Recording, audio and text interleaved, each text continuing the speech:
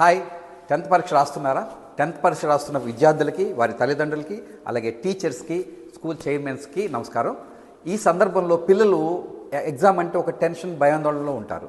అలాగే వాళ్ళకి చిన్న చిన్న గ్యాప్స్ ఉంటాయి, చిన్న చిన్న మిస్టేక్స్ చేస్తుంటారు. అవి కనుక తీయగలిగితే మరి పాస్ అవుతారు లేదన్న వాళ్ళు కూడా 50% మార్క్స్తో అద్భుతమైన విజయాన్ని సాధిస్తారు. అందుకు నేను 5 సూత్రాలు చెప్తున్నాను. అందులో మొదటిది, ఏ ప్రశ్నకు వదలకుండా అన్ని ప్రశ్నలకి సమాధానం రాయాలి.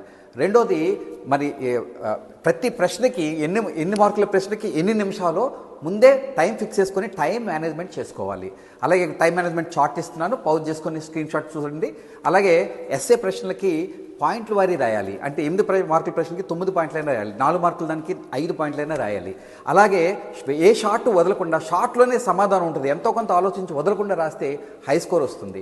అలాగే ఫైనల్గా మనకి మిగిలి ఉన్న సమయాన్ని ఉపయోగించుకొని మరి రైటింగ్ ప్రాక్టీస్, రివిజన్కి బాగా ఫోకస్ చేసుకుంటే అద్భుతమైన విజయాన్ని సాధిస్తారు.